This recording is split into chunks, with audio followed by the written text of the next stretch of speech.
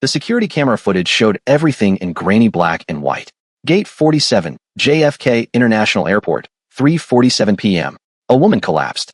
The crowd scattered like roaches when the lights come on. And there, frozen for just 3 seconds too long, stood Jasmine Wright, watching her last chance at making things right slip away with every second she hesitated. But what she didn't see, what the camera caught perfectly, was the man in the expensive suit standing 30 feet away, watching her with eyes that had seen too much death to fear it anymore. The moment Jasmine dropped to her knees and started compressions, that man made a phone call that would change everything. 3 days earlier, Jasmine had stared at the eviction notice taped to her apartment door and felt absolutely nothing. That's what rock bottom does to you. It doesn't make you cry anymore.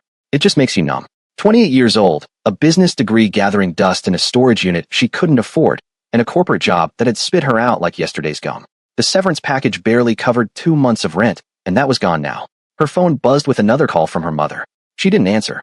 Hadn't answered in 6 months. Not since the last time she'd asked for money and heard that disappointed sigh that said more than words ever could. The plane ticket to Atlanta sat on her kitchen counter, purchased with the last $300 in her account. Grandma's 80th birthday. The family would be there. Her successful cousins with their perfect lives. Her mother with those eyes that asked without asking why Jasmine couldn't just get it together. She'd packed everything she owned into 2 suitcases because the landlord would change the locks while she was gone anyway. Might as well not leave anything worth stealing. JFK Airport was chaos personified. Jasmine dragged her suitcases through Terminal 4, her flight boarding in 40 minutes. She timed it perfectly. Get there, get through security, get on the plane. No time for thinking. No time for feeling. Just movement. Just survival. She'd stopped believing in signs or fate or any of that inspirational quote garbage people posted on social media. Life didn't work that way. Life took and took and took until you had nothing left but the clothes on your back and a plane ticket to face everyone who'd watch you fail. Gate 47 was crowded. Families with screaming kids. Business travelers with their laptops and important phone calls. Everyone going somewhere. Everyone belonging somewhere. Jasmine found a seat in the corner, away from everyone, and pulled out her phone. Dead. Of course it was dead. She'd forgotten to charge it, and her charger was buried in one of the suitcases. It didn't matter. Who was going to call her anyway? That's when she noticed the woman. Elegant didn't begin to cover it. The elderly Korean woman wore a cream-colored suit that probably cost more than Jasmine's entire wardrobe. Her silver hair was pulled back in a perfect bun. She sat 3 rows away, hands folded in her lap, staring at nothing with the kind of peace that comes from a life well lived. For just a moment, Jasmine felt a pang of something. Not quite envy. More like recognition of a path she'd never walk. The woman stood, reaching for her carry-on bag. That's when it happened. One moment she was standing. The next, she was falling, her body crumpling like someone had cut her strings. The carry-on bag hit the floor first, spilling its contents across the gate area. A book. A glasses case. Pills scattering like tiny white lies across the carpet. Then the woman hit the ground, and the sound her head made against the floor would haunt Jasmine for weeks. The crowd reacted exactly how crowds always react. They backed up, created a circle, started recording on their phones. Someone screamed. Someone else called for help. Airport security was probably 3 minutes away, but 3 minutes is forever when someone's dying right in front of you. Jasmine sat frozen. She'd been here before. Not literally, but close enough.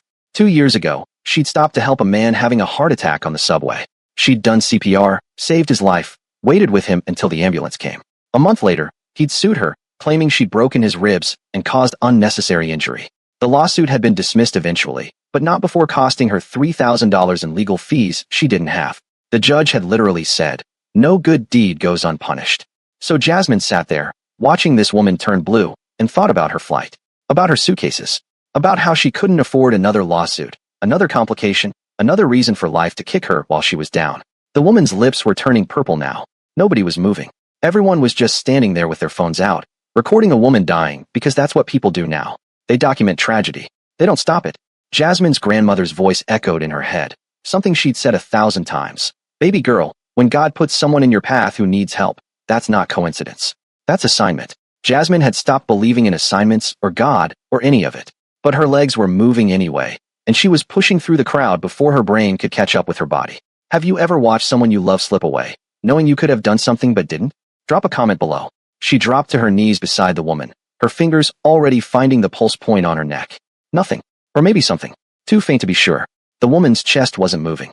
Jasmine's hands went to the woman's sternum, muscle memory from a lifeguard certification she'd gotten at 16 taking over.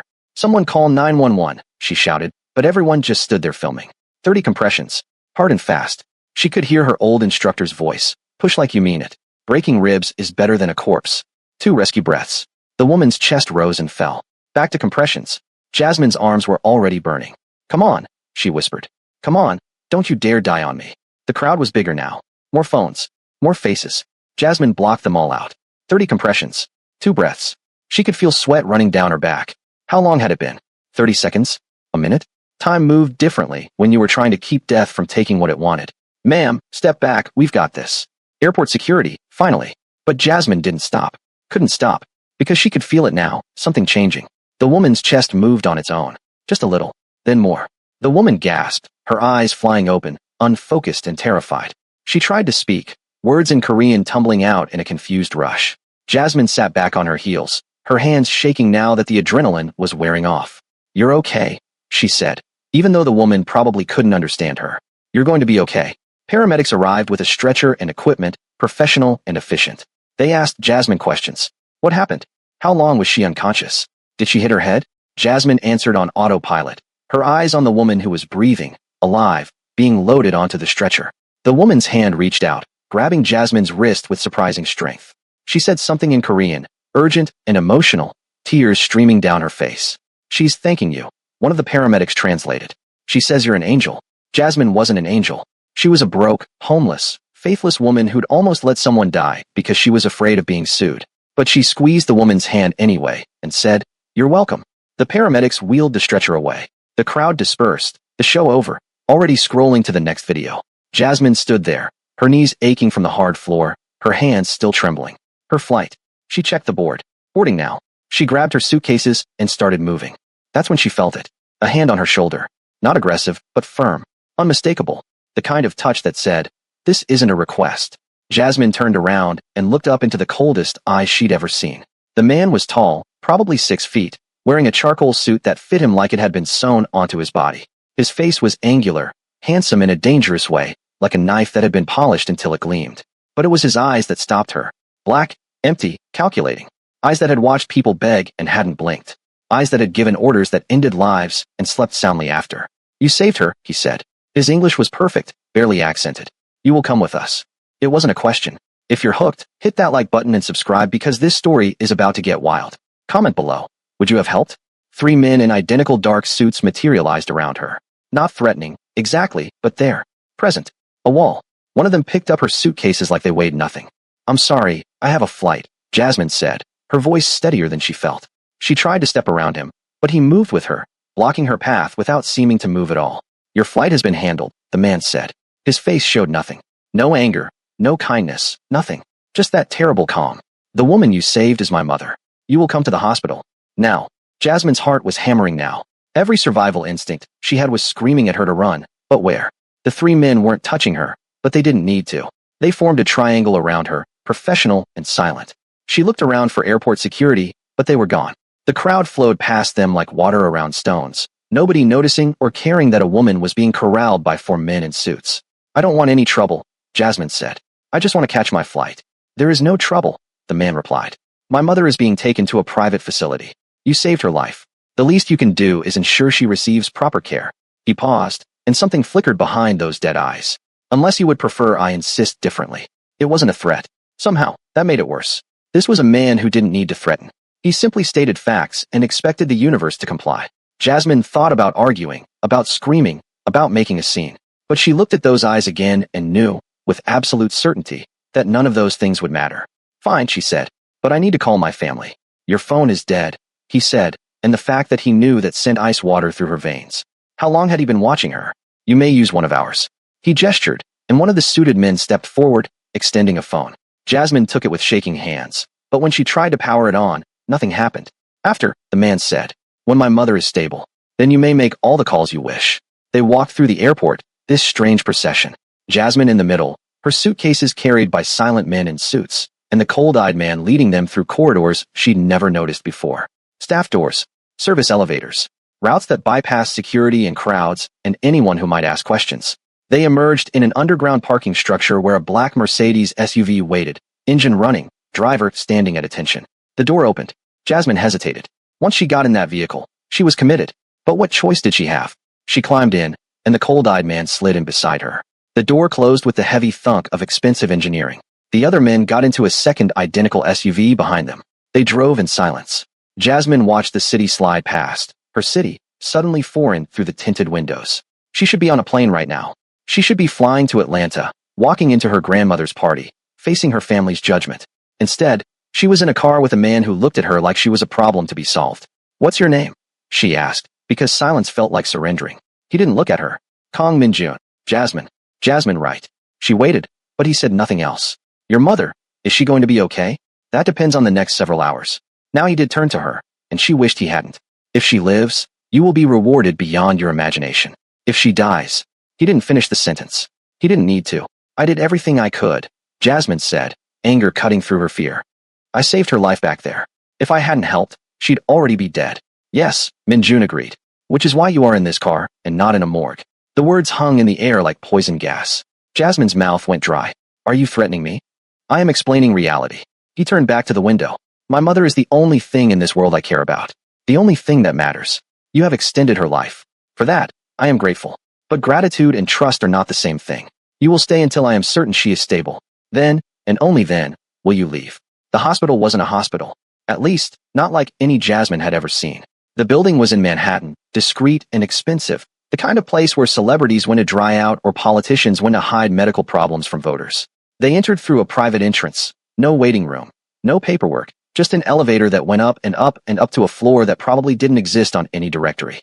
The hallway was quiet, carpeted, more like a luxury hotel than a medical facility. Min-jun walked fast, his shoes silent on the thick carpet. Jasmine followed, because what else could she do? They stopped at a door flanked by two more men in suits. These ones weren't even pretending to be subtle. They had the flat eyes and thick necks of people who hurt others for a living. Inside, the room was huge, more suite than hospital room. Floor-to-ceiling windows looked out over Manhattan.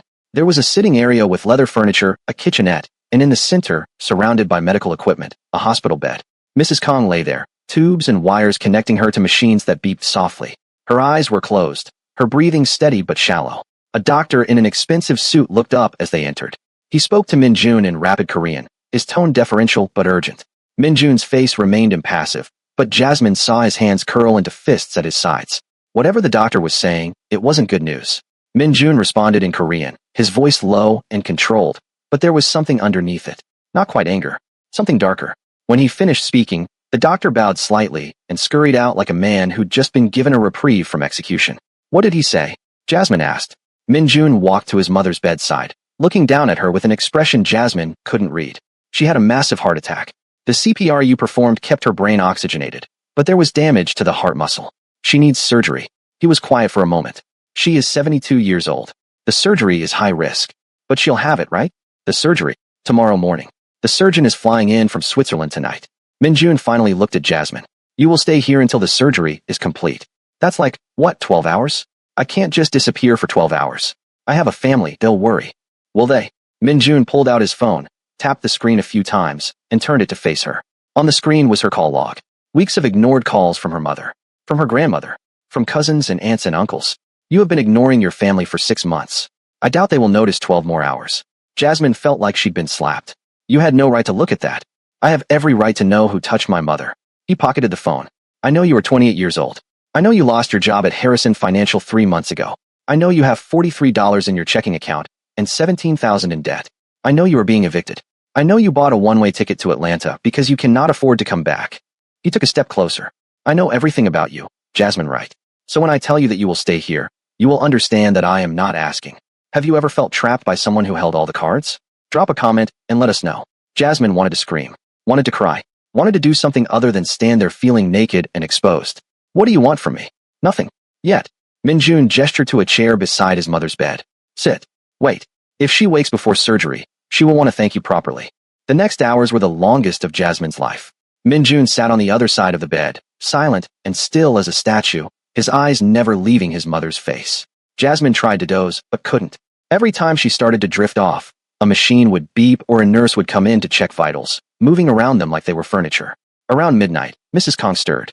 Her eyes fluttered open, unfocused and confused. She said something in Korean, weak and rasping. Min-jun was on his feet instantly, leaning over her, speaking softly in a voice Jasmine had never heard from him. Gentle, almost vulnerable. Mrs. Kang's eyes found Jasmine, and recognition flared. She reached out a trembling hand, and Jasmine found herself standing, moving to the bedside, taking that fragile hand in hers. Mrs. Kong spoke, her voice barely a whisper, tears streaming down her face. She says you are her angel. Min Jun translated, his voice tight. She says God sent you to save her. Tell her I'm glad I could help. Jasmine said, squeezing the frail hand gently. Min Jun translated, and Mrs. Kong smiled, her eyes drifting closed again. But she held onto Jasmine's hand, wouldn't let go, and Jasmine stood there feeling like the worst kind of fraud. She wasn't an angel. She was a desperate woman who'd almost walked away. But Mrs. Kong was holding her hand like she was something precious, and Jasmine felt something crack inside her chest. Mrs. Kong fell back asleep, but her hand remained locked around Jasmine's. Min Jun watched this, his expression unreadable. Finally, he spoke. She likes you. She doesn't know me. She knows you saved her life. For my mother, that is enough. He was quiet for a long moment. Sit, please. Jasmine sat, carefully, Mrs. Kang's hand still in hers.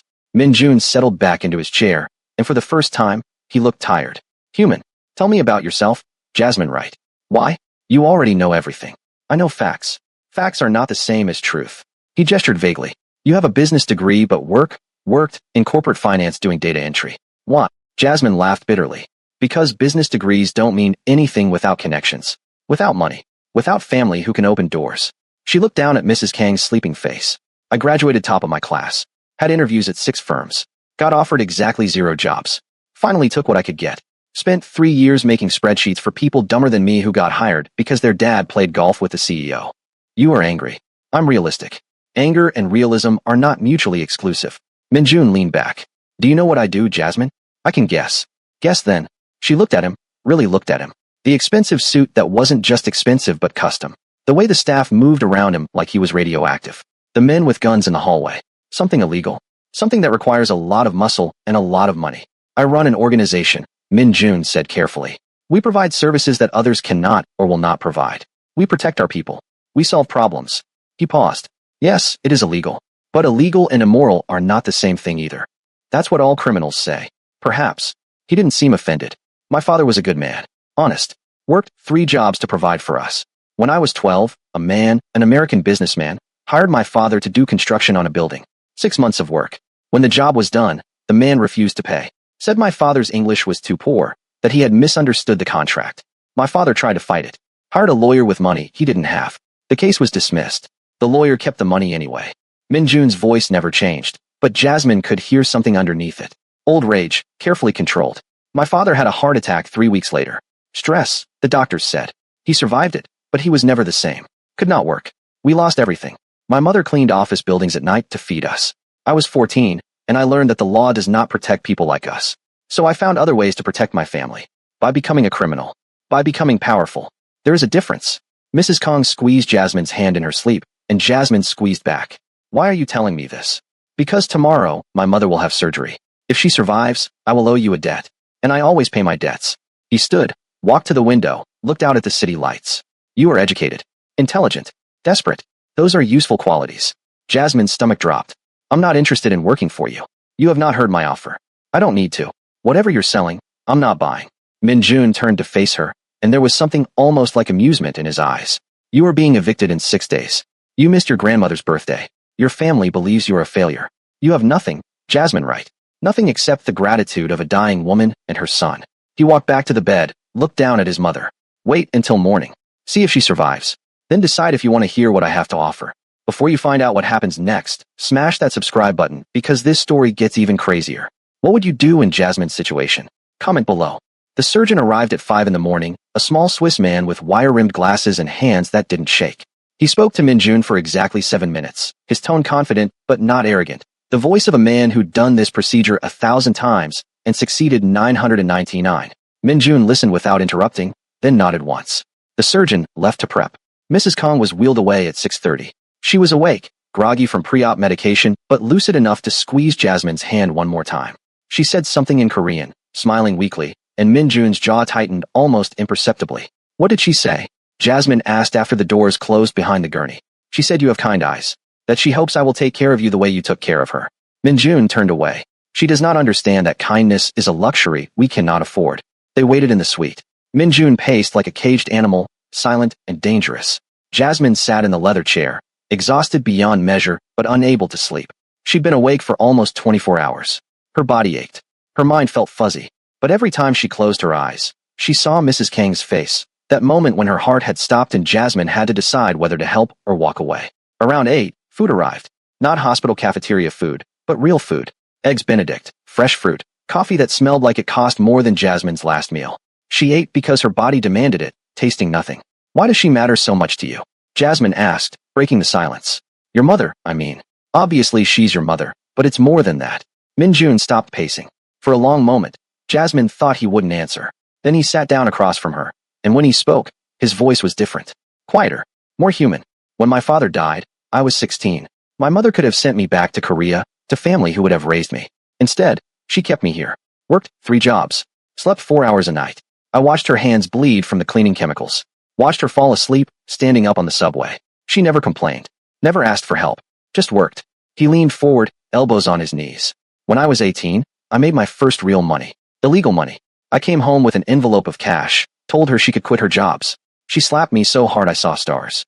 Said I would not become my father's shame. Would not destroy my life for money. But you did anyway. I did it smarter. Went to college. Business degree, like you. Learned how to hide money, how to move it, how to make dirty things look clean. By the time I was 25, I had built something real. My mother did not approve, but she stopped working. I bought her a house. Made sure she never had to worry about money again. And she accepted it because she knew I would do it with or without her blessing. He looked at Jasmine. She is the only person in this world who can tell me no. The only person whose opinion matters. If she dies. He didn't finish. Didn't need to. Jasmine understood. Mrs. Kong wasn't just his mother. She was his conscience. His anchor. The thing that kept him human. 3 hours later, the surgeon emerged. His scrubs were clean, his expression neutral.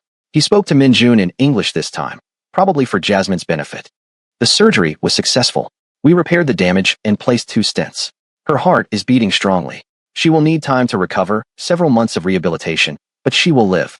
Jasmine felt something release in her chest, tension she hadn't realized she'd been carrying. Min-jun's face showed nothing, but he closed his eyes for just a moment, a prayer of thanks to whatever God he believed in. When can I see her? She is in recovery now. Give it 2 hours. She will be groggy, but conscious. The surgeon pulled off his gloves. She is a strong woman, Mr. Kong. Stronger than most half her age. With proper care and rest, she could have many good years ahead of her. After the surgeon left, Min-jun turned to Jasmine. You saved her life twice now. Once at the airport, and once by staying here. If you had not performed CPR when you did, her brain would have been damaged beyond repair. The surgery would have been pointless. He pulled an envelope from his jacket pocket and held it out. This is $5,000. Cash. Consider it a thank you for your time. Jasmine stared at the envelope like it was a snake. $5,000. That was her rent for 3 months. That was her debt payments. That was breathing room. But taking it felt like accepting something more than money. It felt like stepping over a line she could never step back across. I don't want your money, she said. Yes, you do. You need it desperately. But you are afraid of what taking it means. Min-jun set the envelope on the table between them. It means nothing except gratitude. No strings. No obligations. Take it. Go back to your life. Forget you ever met me. Can I? Jasmine looked at him. Forget you? You had me investigated. You know where I live, where I work, everything about me. How do I know you won't show up again? You do not. He smiled, but it did not reach his eyes. But I give you my word. Take the money, walk away, and you will never see me again. Unless you choose to. Why would I choose to? Because in 2 hours, you will meet my mother again. And she will ask me to make you an offer. An offer I think you will find very interesting. He stood, straightened his jacket. I'm going to make phone calls. The money is yours regardless of your decision. Think about what you want, Jasmine, right? Think about what you are willing to accept. He left her alone in the suite with an envelope containing more money than she'd seen in months, and a choice that felt like a trap, no matter which way she turned. Jasmine picked up the envelope. It was thick, heavy. She opened it. 50 $100 bills, crisp and new. She fanned them out, stared at them. This was real. This was a way out. She could take this money, catch a flight to Atlanta, show up at her grandmother's party late, but there. She could put down first and last month's rent on a new apartment. She could breathe. But she kept hearing Mrs. Kang's voice, that whispered thank you. Kept feeling that frail hand holding hers like Jasmine was something precious. And she thought about Min-jun's words. She will ask me to make you an offer. What kind of offer? What could a Korean crime boss possibly offer her that she would want? The door opened. One of the suited men stepped in. Mrs. Kong is awake. Mr. Kong requests your presence. Jasmine stuffed the money back in the envelope, shoved it in her purse, and followed. Mrs. Kong looked impossibly small in the hospital bed, tubes still running from her arms, monitors beeping steadily. But her eyes were open and clear, and when she saw Jasmine, her entire face lit up. She said something in Korean, reaching out with the hand that wasn't connected to N4. Jasmine took her hand, sat in the chair beside the bed. Hi. I'm so glad you're okay. Mrs. Kong spoke rapidly in Korean, gesturing at Jasmine, at Min-jun, back to Jasmine. Min-jun stood at the foot of the bed, translating. She says she knew you would stay, that she could see your heart at the airport. She says she wants to repay you properly. The money is more than enough, Jasmine said quickly. Mrs. Kong shook her head vigorously when Min-jun translated, speaking even faster. Min-jun listened, and for the first time since Jasmine had met him, he looked uncomfortable. Mother, no, that is not appropriate. Mrs. Kang's voice turned sharp, commanding. She might be in a hospital bed, but she was clearly used to being obeyed. Min-jun argued back, but she cut him off with a single word that needed no translation. It meant, enough. She turned to Jasmine, spoke slowly in Korean, holding Jasmine's hand between both of hers. Min-jun translated, his voice tight. She says the money is not enough.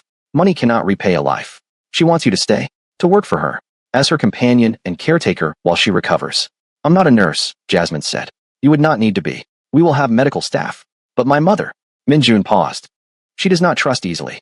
She wants someone who saved her life, someone she believes is good. She wants you. Mrs. Kong was watching Jasmine with those bright, intelligent eyes. She said something else, and Min-jun's jaw tightened. She says she will pay you $2,000 a week. She says the job lasts as long as her recovery, probably 6 months. She says you will live in our home, all expenses paid, and at the end, you will have enough money to start over properly. $2,000 a week. That was $8,000 a month. $48,000 for 6 months. That was more than she'd made in a year at her corporate job. That was enough to pay off her debt and have money left over. That was a future, but it was also 6 months living with a crime boss and his dying mother. 6 months in a world where people disappeared for asking the wrong questions. 6 months of seeing things she couldn't unsee. What would you do? Take the money and run, or take the risk? Let us know in the comments, and don't forget to like and subscribe. I need time to think, Jasmine said. Mrs. Kong squeezed her hand, said something soft and pleading. Min-jun translated. She says please. She says you are the first person in a long time who treated her like she mattered. Not because of who her son is, but because she is a human being who needed help. Jasmine felt tears prickling her eyes.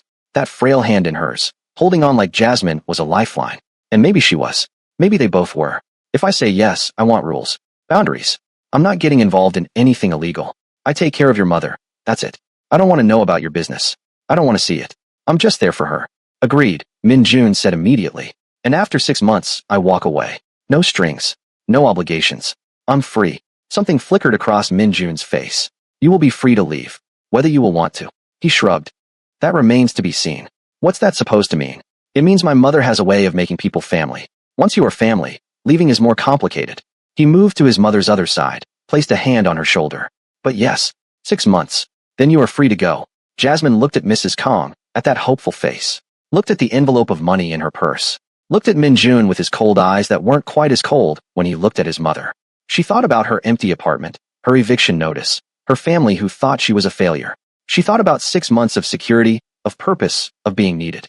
Okay, she heard herself say. Okay, I'll do it. Mrs. Kong smiled, so brightly, it was like the sun coming out. She pulled Jasmine's hand to her cheek, said something through tears. Min-jun's voice was softer when he translated. She says thank you. She says you are her angel. She says she will take care of you now.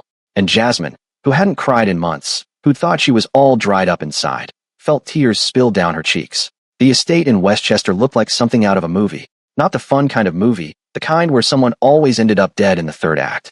12-foot stone walls surrounded the property, topped with cameras that moved with silent precision. The gate was iron and massive, opening only after 3 separate security checks.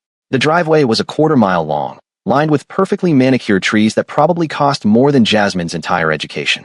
The house itself was modern, all glass and clean lines, perched on a hill overlooking the Hudson River. It was the kind of place where senators and CEOs hosted fundraisers, where deals were made that changed lives without anyone ever knowing. Jasmine counted at least 6 security cameras just on the front facade, and she knew there had to be dozens more she couldn't see.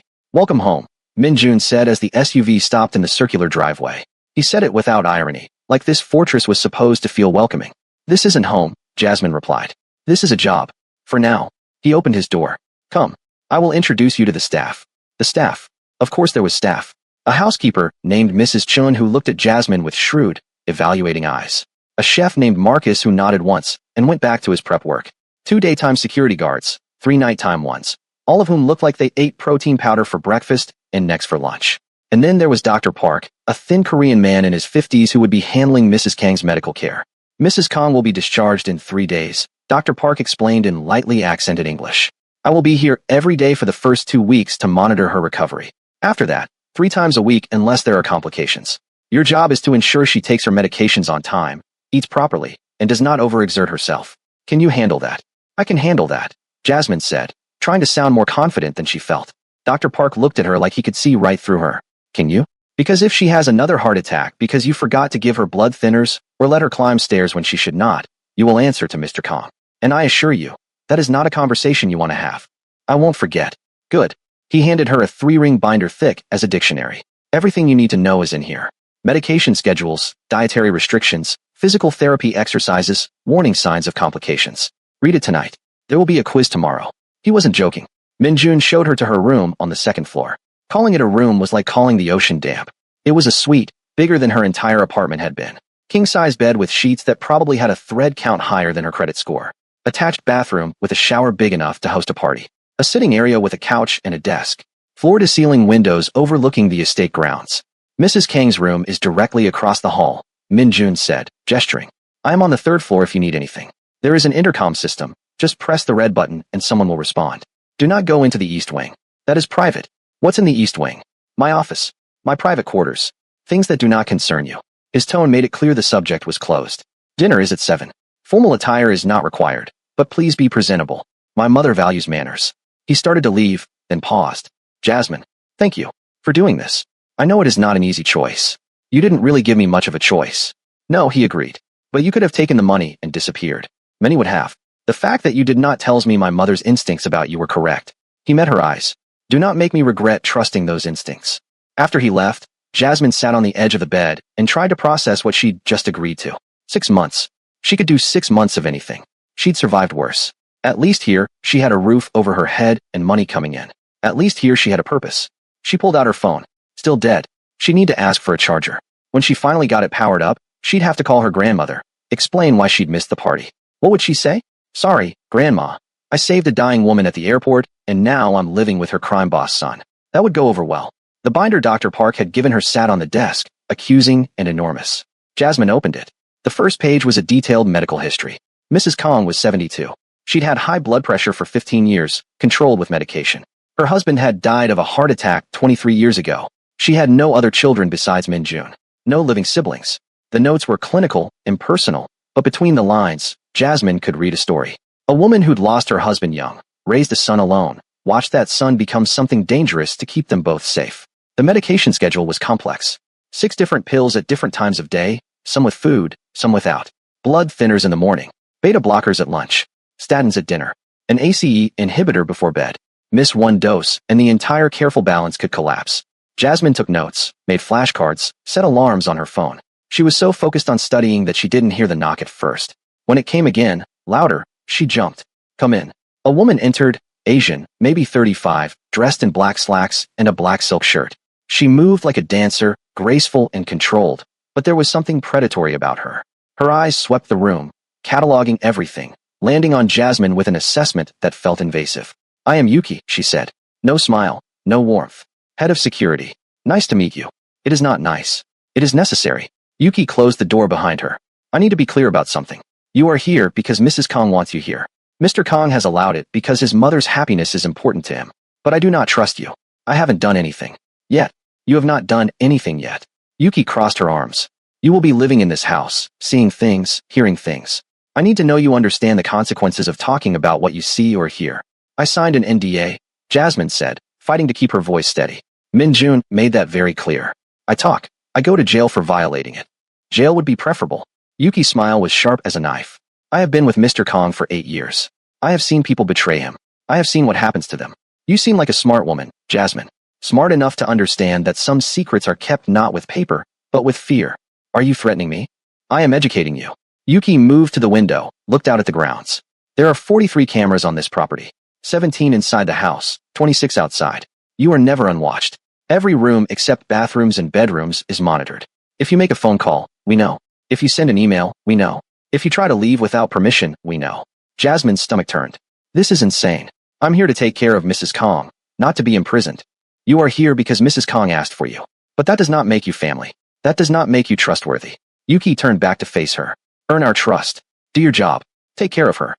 And maybe, in a few months, I will stop watching you like a hawk watches a mouse. And if I just want to leave, right now, you are free to leave. Yuki opened the door. Mr. Kong keeps his word. You can walk out that door, catch a cab at the gate, disappear. But the money you were promised? Gone. The NDA you signed? Still binding. And Mrs. Kang's heart, which you have already broken once by missing her in the hospital? That is on you.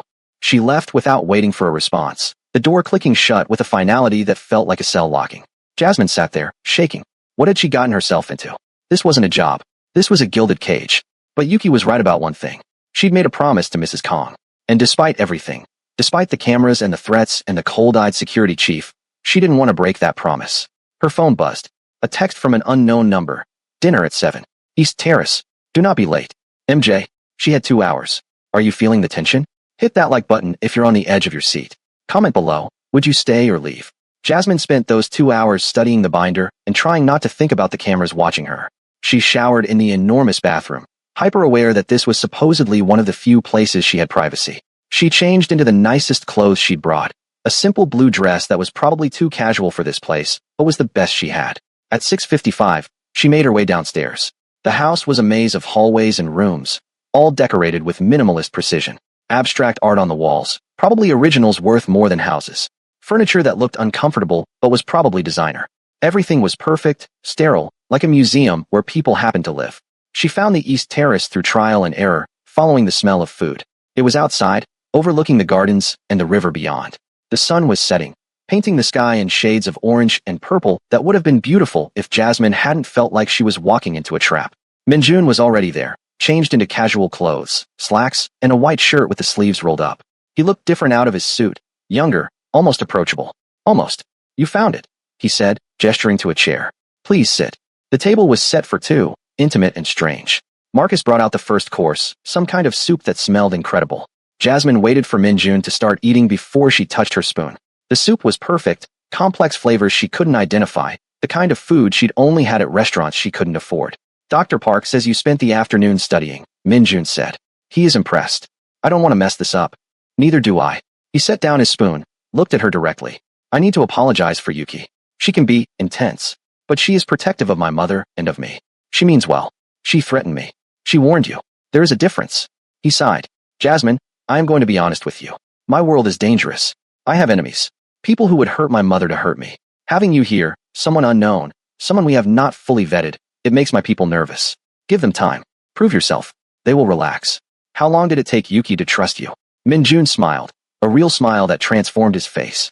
Yuki saved my life 6 years ago. I was ambushed by a rival organization. She was working security at a club I owned. She killed 3 men with a broken bottle in her bare hands. I hired her the next day. So to answer your question, immediately. That's terrifying. She would take that as a compliment. They ate in silence for a while. The food kept coming, course after course, each one more elaborate than the last. Jasmine realized she hadn't eaten like this in years. Maybe ever. At her old apartment, dinner had been ramen or peanut butter sandwiches. Here, it was art. Tell me about your family, Minjun said over the main course, some kind of fish that melted in her mouth. Why? Because you will be part of ours for 6 months. I would like to know who you are. Jasmine considered lying, then decided against it. He probably already knew anyway. My parents divorced when I was 10. My mom raised me and my younger brother alone. Worked as a teacher, barely made ends meet. My brother got a scholarship to medical school. He's a resident now in Chicago. The success story. I was supposed to be the other success story. Instead, I'm the cautionary tale. You graduated top of your class. And look where it got me. It got you here, Minjun pointed out. Which is not where you expected, but perhaps where you needed to be. That's easy for you to say. You're not the one being watched by 43 cameras. I am watched by many more than that. The FBI, rival organizations, my own people, making sure I do not go soft. He refilled her wine glass. We are all prisoners of something, Jasmine. The only question is whether our prison keeps us safe or keeps us small. Before she could respond, his phone buzzed. He glanced at it, and his entire demeanor changed. The almost relaxed man disappeared, replaced by the cold professional she'd met at the airport. Excuse me, I need to take this. He walked to the edge of the terrace, spoke in rapid Korean, his voice low and controlled, but with an edge that made Jasmine's skin crawl. She couldn't understand the words, but she understood the tone. Someone had messed up. Someone was going to pay for it. When he returned, his face was a mask. I apologize. Business. The kind of business I don't want to know about. Precisely. He sat back down. My mother arrives in 3 days. I trust you will be ready. I'll be ready. Good. He stood, clearly dismissing her. Enjoy your evening. If you need anything, use the intercom. Welcome to the family, Jasmine Wright. She watched him walk away, back into the house, and wondered if she'd just made the biggest mistake of her life. Don't go anywhere. We're just getting started. Subscribe and hit that bell so you don't miss what happens when Mrs. Kong comes home. Drop a comment. Team Jasmine or Team Get Out Now? The 3 days before Mrs. Kang's arrival were a masterclass in preparation and paranoia. Jasmine memorized medication schedules until she could recite them in her sleep. She learned how to take blood pressure readings, how to recognize the signs of stroke or another heart attack, how to help someone safely in and out of bed without straining surgical wounds. Dr. Park quizzed her relentlessly, and when she got an answer wrong, he made her start over from the beginning. Mrs. Kang's life is in your hands now, he said on the second day, watching her practice wrapping a blood pressure cuff. If something happens because you were careless or stupid, Mr. Kong will hold you responsible. And trust me, you do not want that.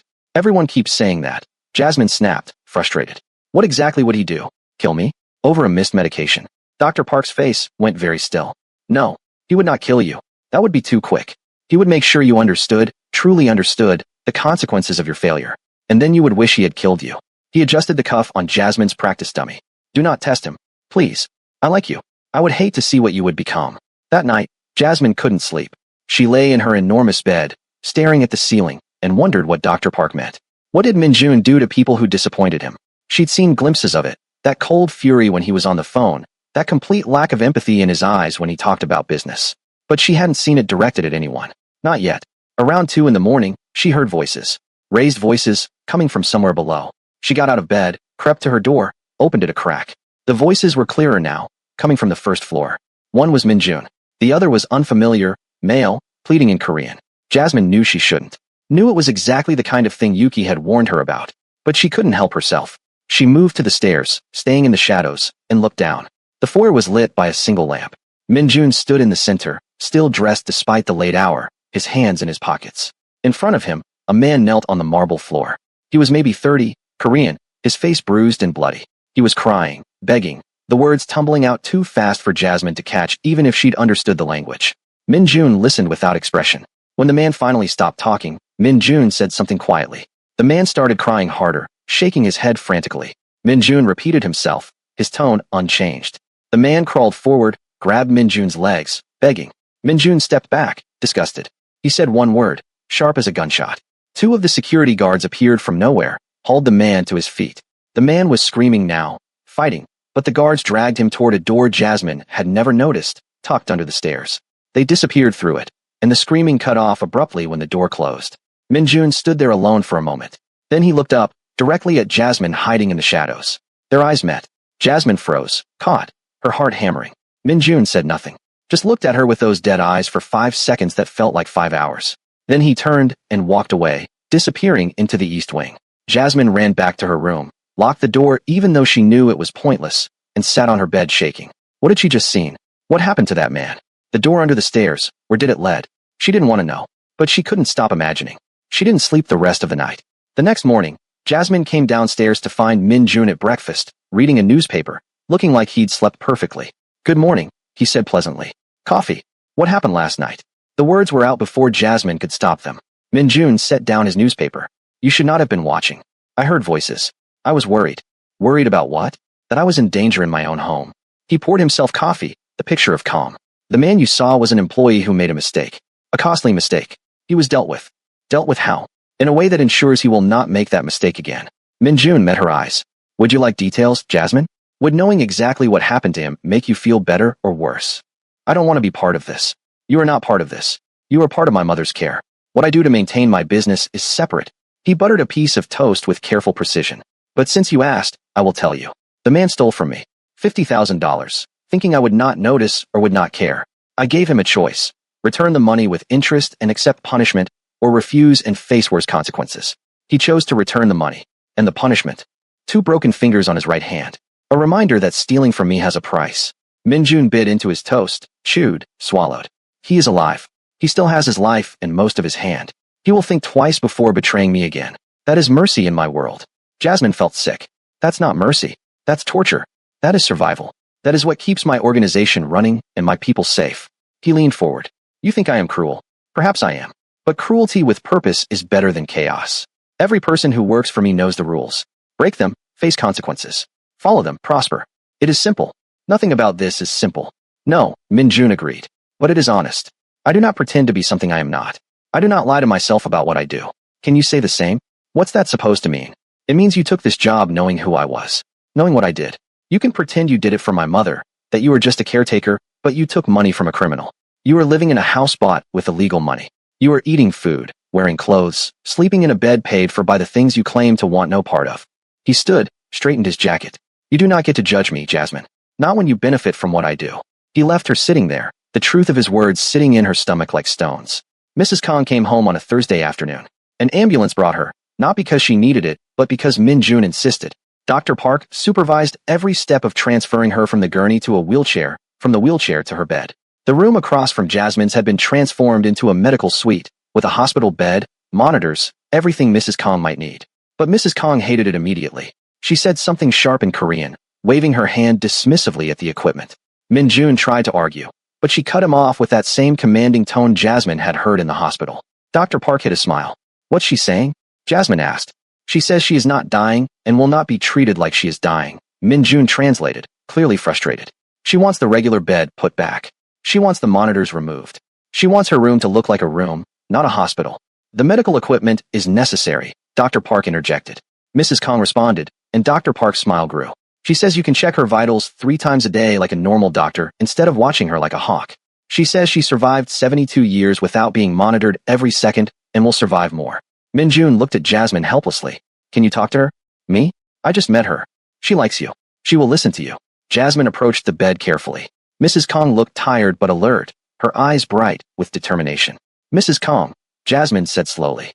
The equipment is to keep you safe, to make sure we catch any problems early. Mrs. Kong reached out, took Jasmine's hand, said something soft in Korean. Min Jun translated. She says she knows you care, but she cannot live in fear of dying. She must live like she is living. Jasmine understood that, understood it in her bones. She looked at Dr. Park. What if we compromise? Keep the blood pressure monitor, lose the rest? Jasmine checks her vitals 3 times a day, more if there are any concerns. Dr. Park considered. The blood pressure monitor and a pulse oximeter.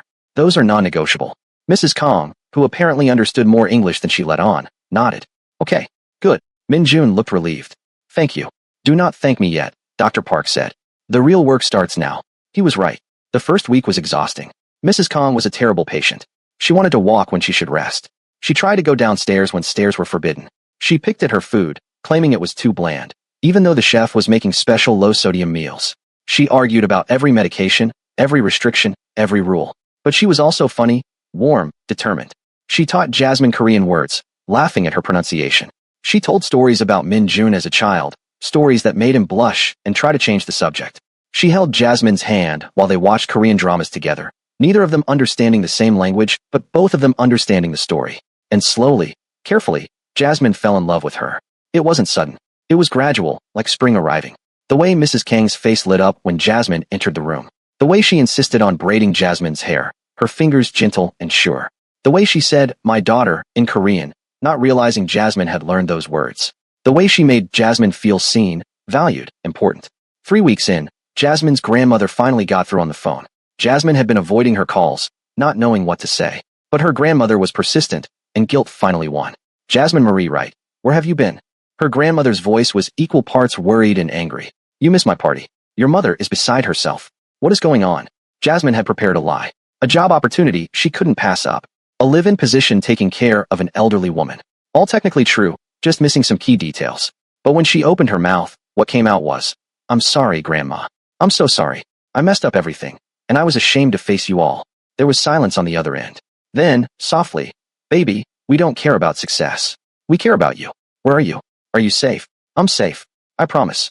I'm working, I'm okay. I just needed time to figure things out. Your mother would like to talk to you. I know. I'll call her. Soon. I promise. Jasmine looked out the window at the manicured grounds, the high walls. I love you, Grandma. I love you too, baby. Come home when you can. After she hung up, Jasmine found Mrs. Kong watching her from the bed. Family? She asked in careful English. Yes. My grandmother. You miss them? I do. Mrs. Kong patted the bed beside her. Jasmine sat, and Mrs. Kong took her hand. She said something long and complicated in Korean, her voice gentle. Jasmine shook her head. I don't understand.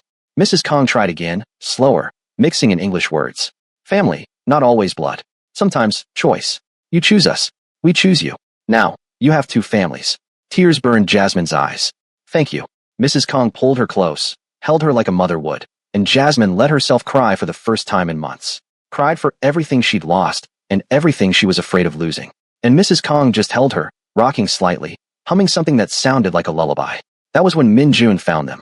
He stood in the doorway, and for just a moment, Jasmine saw something crack in his armor. Something vulnerable and human. Then it was gone, and he was cold again, professional again. But later that night, there was a knock on Jasmine's door. When she opened it, Min Jun stood there with the phone. This is yours, he said. New number, but your contacts have been transferred. The bill is paid. Call your family whenever you want. No restrictions. Why? Because my mother asked me to. Because she is right. You should not be cut off from your family. He started to leave, then paused. You make her happy, Jasmine. I have not seen her this happy in years. Whatever I am paying you, it is not enough. Before Jasmine could respond, he was gone. Are you crying yet? Hit that like button if you're feeling the emotions. Comment. What would you sacrifice for found family? The next 2 months passed in a rhythm that felt almost normal. Jasmine woke at 6, checked Mrs. Kang's vitals, helped her with morning medications. They had breakfast together, usually Korean food that Mrs. Kang insisted on teaching Jasmine to appreciate. Seaweed soup, kimchi, rice with a perfectly fried egg on top. Food that tasted like home, even though it was nothing like the home Jasmine had known. Mrs. Kang's English improved. Jasmine's Korean improved. They met somewhere in the middle, in a language that was part words and part understanding. They watched cooking shows and game shows. They took slow walks around the garden when Dr. Park approved it. They played cards, Mrs. Kang winning almost every time and laughing at Jasmine's terrible poker face. And Jasmine tried very hard not to think about what Min Jun did in the East Wing. Tried not to notice when he came home at 3 in the morning with blood on his cuffs that he thought no one saw. Tried not to hear the phone calls in Korean that ended with someone crying. Tried not to connect the dots between the news reports of rival gang violence and the satisfied expression on Yuki's face. But one night, 3 months into her stay, pretending became impossible. Jasmine was in the kitchen getting Mrs. Kang's evening tea when she heard the commotion. Shouting in Korean, multiple voices, angry and urgent. She moved to the kitchen door, looked out carefully. Min Jun stood in the foyer with 3 of his men. They'd brought someone with them, dragging him between them. The man was young, maybe 25, Korean, bleeding from a cut above his eye. But what made Jasmine's blood run cold was the woman with them. Also Korean, maybe 30, her hands zip-tied behind her back, mascara running down her face from crying. She was begging, pleading in Korean that Jasmine couldn't understand, but felt in her bones. Min Jun listened, his face carved from ice. When the woman finished talking, he said something short. One of his men hit her across the face, and she dropped to her knees. The young man with them started screaming, fighting against the guards holding him, and Jasmine realized they were together. Husband and wife maybe, or brother and sister, or lovers. Min Jun spoke again, his voice never rising, and the room fell silent. He walked to the young man, said something quietly. The young man spit in his face. The room exploded. Min Jun's fist connected with the young man's stomach, doubling him over. The guards let him fall, and Min Jun kicked him twice, methodically, precisely. The woman was screaming now, trying to get to him, but Yuki appeared from nowhere and held her back. Jasmine watched, frozen, as Min Jun crouched beside the young man. He said something, pulled out a gun from inside his jacket, and pressed it against the young man's temple. The woman's screams became inhuman, desperate. The young man closed his eyes, waiting for death. Min Jun stood up, gun still aimed, and looked directly at Jasmine standing in the kitchen doorway. Their eyes met. He knew she was there, had probably known the whole time, and he wanted her to see this, wanted her to understand what he was capable of. Please, Jasmine heard herself say. The word came out small, breaking. Please don't. The entire room turned to look at her. Yuki's expression was furious. The guards looked shocked. Min Jun's face showed nothing at all. Go back upstairs, Jasmine. Please. Whatever they did, please. Not like this. You do not understand what they did. Then tell me. She stepped into the foyer, her legs shaking.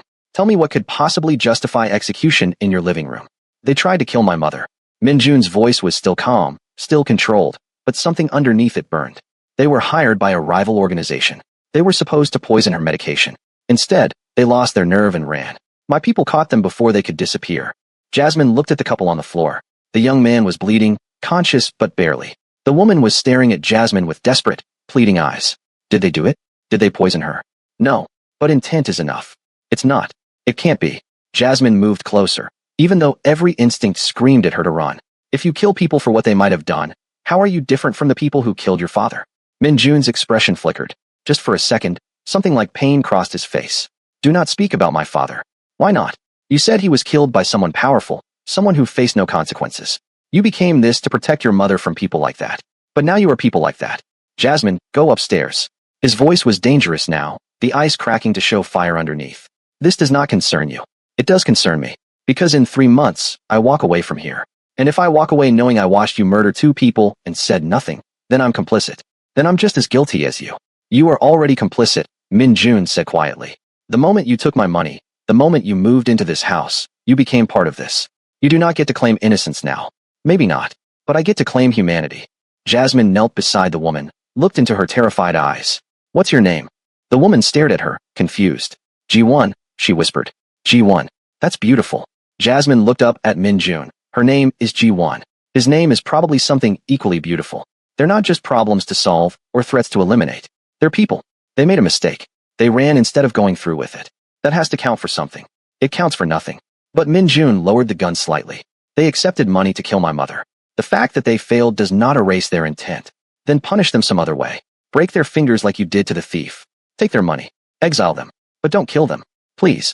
If you have any humanity left, if your mother's kindness means anything to you, please don't do this. The room was silent except for Ji-won's quiet sobbing. Min Jun stared at Jasmine for a long moment. Then he said something in Korean to Yuki.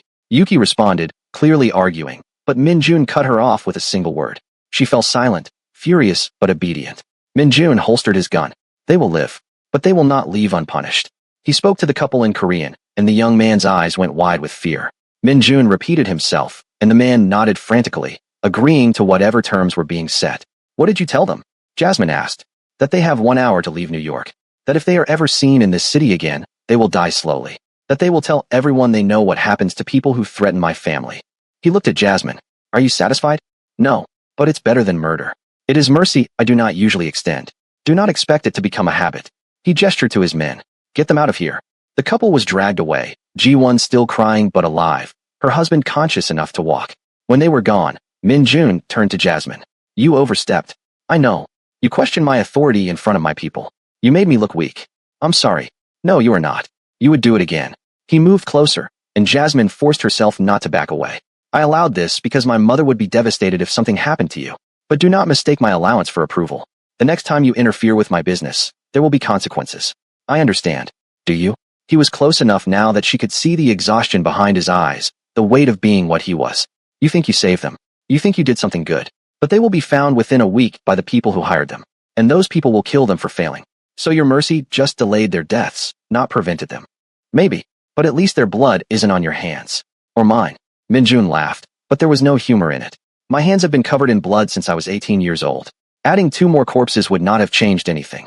He started to walk away, then paused. My mother was asking for you earlier. Go to her. Pretend tonight never happened. That is what we do here. We pretend. Jasmine found Mrs. Kong awake, reading in bed. She looked up when Jasmine entered, and her smile faded immediately. What is wrong? Nothing. I just brought your tea. You are lying. Mrs. Kong set down her book, patted the bed. Sit. Tell me. Jasmine sat, and suddenly she was crying, the whole awful scene pouring out of her. Mrs. Kong listened, her face grave, her hand holding Jasmine's tightly. When Jasmine finished, Mrs. Kong was quiet for a long time. Finally, she spoke in careful English. My son is not a good man. I know this. I raised him to be good, but the world made him something else. She touched Jasmine's cheek, wiping away tears. But tonight, because of you, he chose mercy. That is important. That is hope. Is it? Or did I just make everything worse? You made him remember he is human. That is never worse. Mrs. Kong smiled sadly. I am dying, Jasmine. Not today, maybe not this year. But soon. And I worry what my son becomes when I am gone. Who will remind him to be human? Mrs. Kong, don't talk like that. It is truth. And truth is important. She squeezed Jasmine's hand. I see how you look at this place. Like a prison. But maybe it is a chance. A chance to change something. To save someone who does not think he needs saving. I can't save him. I can barely save myself. Sometimes saving each other is the same thing. Mrs. Kong pulled Jasmine close, held her. Stay? Not just 6 months. Stay and be my daughter. Stay and help me teach my son how to be good again. Jasmine wanted to say no. Wanted to explain that she wasn't a miracle worker, that she couldn't fix what was broken in Min Jun. But Mrs. Kong felt so fragile in her arms, and the hope in her voice was so desperate, that Jasmine couldn't form the words. So she just held on and let herself be held, and didn't think about the future or the past. Just this moment, this connection, This woman who'd somehow become the mother she'd always needed. We're almost at the end, and you need to see how this resolves. Hit subscribe right now. Comment below. Can people like Min-jun really change? The next morning, everything felt different. Jasmine woke to find an envelope under her door. Inside was a handwritten note in precise English. Thank you for reminding me I am my mother's son, not just my father's ghost. MJ. Beneath it was a check. Not for the agreed-upon $2,000 a week. For $10,000. A bonus, apparently, for saving 2 lives instead of just 1. Jasmine stared at the check, unsure what it meant.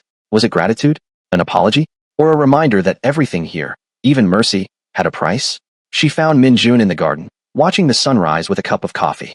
He didn't turn when she approached, but he knew she was there. You did not sleep. Neither did you. I rarely do.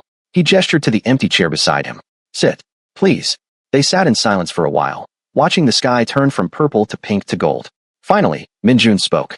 When I was 16, the man who refused to pay my father, the businessman, he came to our apartment, offered my mother money, hush money, to make the lawsuit go away. It was more money than we had seen in our lives. My mother spit in his face. He smiled slightly at the memory.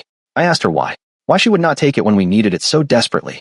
She said, because some things cannot be bought. Dignity, honor, the knowledge that you did the right thing. I did not understand then. I thought she was a fool. And now I think she was the wisest person I ever knew. And I think I have spent 24 years becoming exactly the kind of man she taught me to hate. He looked at Jasmine. Last night, you reminded me of that. Thank you. You don't have to be this person, Jasmine said quietly. You have money, power. You could walk away, start over. Could I? What do you think happens to men like me who try to walk away? My enemies would see weakness. My own people would see betrayal. I would be dead within a month, and my mother would follow shortly after. He shook his head. I am trapped by the empire I built to protect her. The irony is not lost on me. Then don't walk away. Transform. Use your power differently. There are people in your organization, in your community, who depend on you. What if you protected them legally instead of criminally? Min-jun laughed, but it was thoughtful. You sound like a business consultant. I was supposed to be one. Before everything fell apart, Jasmine pulled out her phone, showed him notes she'd been taking. I've been watching, listening. You have legitimate businesses. Real estate, restaurants, import-export. What if those became the focus instead of the side project? What if you slowly transitioned everything legal? It would take years. Maybe a decade. So, your mother could live another decade with proper care. Wouldn't she rather spend it watching you become legitimate than watching you become more of what you hate? Min-jun was quiet for a long time. You have thought about this.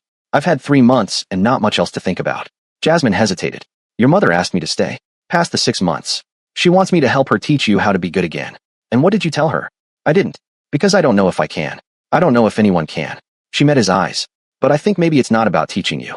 Maybe it's about reminding you who you already are underneath all of this. And who is that? Your mother's son. Someone who was hurt by injustice and decided to fight it the only way he knew how. Someone who made terrible choices for good reasons. She paused. Someone who can still choose differently. Min-jun stood, walked to the edge of the garden, looked out at the walls surrounding his property. If I agree to try this, to transition legitimate, it will be dangerous. My rivals will see opportunity. My own people will resist. There will be violence before there is peace. I know. And you would stay? Knowing that. Jasmine thought about her tiny apartment she'd lost. Her corporate job that had spit her out. Her family who thought she was a failure. She thought about Mrs. Kang's gentle hands braiding her hair. About finding purpose in taking care of someone who needed her. About the possibility, however small, of actually making a difference. I'll stay, she said. Not just for her. For you too. Because somebody has to believe you're more than what you've become. Might as well be me. Min-jun turned back to her, and for the first time since she'd met him, he smiled. Really smiled. It transformed his entire face, made him look young and almost innocent. You are either very brave or very foolish. Probably both. My mother chose well. He extended his hand. 6 more months. We will see if your optimism survives reality. If it does, we will discuss making this permanent. Jasmine shook his hand. His grip was firm, warm, human. Deal. The next 3 months were chaos and transformation intertwined. Min-jun started meeting with lawyers, accountants, business consultants. He brought Jasmine to meetings, valuing her fresh perspective, her business degree finally finding purpose. She helped him identify which operations could be legitimized, which needed to be dissolved, which key people needed to be retained or removed. It wasn't smooth. 2 of his top lieutenants quit, unwilling to go legitimate. A rival organization tested him, seeing the transition as weakness, and Min-jun had to prove he was still dangerous enough to respect. There was a car bombing, thankfully with no casualties. There were threats, attempts at intimidation, sleepless nights when Jasmine wondered if she'd pushed him into something that would get them all killed. But through it all, Mrs. Kong got stronger. Her heart healed. Her energy returned. She started cooking again, teaching Jasmine family recipes passed down through generations. She told stories about Korea, about coming to America with nothing, about falling in love with a man who worked himself to death trying to provide. She made Jasmine understand where Min Jun's rage came from, and why it needed to be transformed rather than condemned. And somewhere in those months, Jasmine stopped being a caretaker and became family. Real family. The kind you choose, the kind that chooses you back. On the 6-month anniversary of her arrival, Jasmine's grandmother came to visit. She'd insisted, despite Jasmine's protests, and Min Jun had arranged everything. A car to pick her up, a guest suite prepared, security that was present but invisible. Jasmine was terrified. What would her grandmother think of this place? Of these people? Of the choices Jasmine had made? But her grandmother took one look at Mrs. Kong, saw them together in the kitchen making dinner, and understood immediately. After dinner, she pulled Jasmine aside. Baby girl, I don't know exactly what's happening here, and I suspect I don't want to know. But I see you. Really see you. And you look happy. You look like you finally found where you belong. Is that okay? That it's here, with them, instead of with my real family. Her grandmother cupped Jasmine's face. Family isn't about blood or where you came from. It's about who shows up when you need them, who sees you at your worst and stays anyway, who makes you want to be better. She glanced at Min Jun, who was helping Mrs. Kong clear dishes. Even if they come in unexpected packages. That night, Jasmine made her decision. When Min Jun came to ask if she'd stay past the original 6 months, she didn't hesitate. Yes, but I want a real role. Not just caretaker. I want to be part of the transition. Business operations, community outreach, whatever needs doing. I want to help build something good. You will have it. Min Jun pulled out papers, already prepared. I am making you vice president of Kong Enterprises. Salary of $150,000 a year. Full benefits. Equity stake in the legitimate businesses. And this. He handed her a second envelope. Inside was a deed. To a condo in Manhattan, fully paid, in her name. Your home. So you always have somewhere to go if you decide this is not where you belong. Jasmine stared at the deed, tears blurring her vision. I don't understand. Why would you give me an escape route? Because my mother taught me that love is not chains. It is freedom. If you stay, I want it to be because you choose to, not because you have nowhere else to go. He smiled slightly. Also, she threatened to haunt me if I trapped you here. And I believe her. They told Mrs. Kong together. She cried, happy tears, pulling Jasmine into a fierce hug. She said something long and emotional in Korean, and Min Jun translated, his voice rough. She says you came to us as a stranger who saved her life. You stayed as an employee who cared for her. But now you are her daughter, truly and forever. She says she always wanted a daughter. She says you are the answer to prayers she did not know how to pray. Jasmine cried too, holding Mrs. Kong, feeling Min Jun's hand on her shoulder, and understanding finally what home meant. Not a place, not blood, but this. This chosen family. This complicated mess of redemption and hope and love that shouldn't work, but somehow did. 2 years later, Kong Enterprises was 70% legitimate. Min Jun had quietly dissolved the most violent operations, using legal pressure and strategic partnerships to push rivals out rather than bullets. He'd established a community fund, helping Korean immigrants with legal fees, business loans, protection from predatory practices. He'd become, gradually, the kind of man his mother had always wanted him to be. It wasn't perfect. There were still shadows in the East Wing. Still phone calls he took in private. Still moments when Jasmine saw the old coldness flash through his eyes. But they were fewer now. Rarer. And when they happened, Mrs. Kong or Jasmine could pull him back from that edge. Jasmine had rebuilt her relationship with her own family. Her mother visited regularly, still worried but accepting. Her brother called weekly, impressed despite himself by what Jasmine had built.